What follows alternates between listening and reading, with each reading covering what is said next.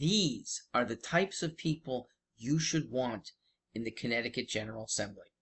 I am Mark Stewart, Stewart for Liberty, and I'm referring to legislators with a good track record of not voting with the majority, that they fairly frequently will oppose the majority. And in Connecticut, that is very proper because legislation that comes out of this General Assembly is far too often wayward. Okay? Legislation, bills that are passed and then usually signed by our governor, are very often unthought through. There are bad consequences that could have been avoided. And very often, the legislation passed is thought through, but it is aiding only a small group, often an undeserving group.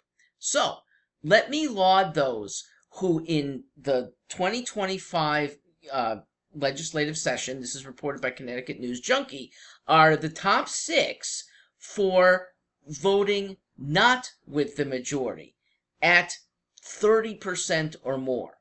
That would be champion Rob Sampson, okay? 167 times out of the 427 times of voting, he went against the majority.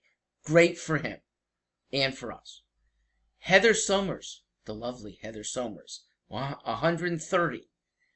We've got, Stephen Harding at 135. We've got Jeff Gordon, 123, but not quite as many votes. Ryan Fazio, 136. Ryan is not running for the legislature again in 2026 because he's running for governor, and I feel very good about that. Hernr Martin and Eric Berthel are the others. They are all Republicans.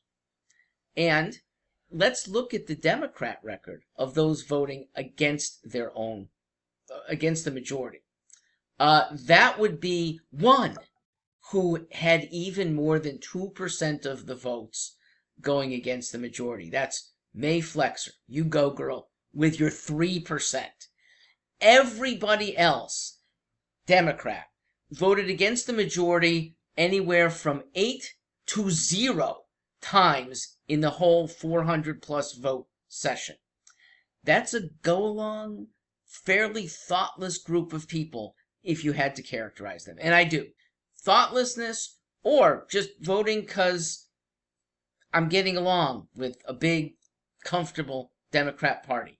It's not something that we in Connecticut should be brooking. I'm Mark Stewart.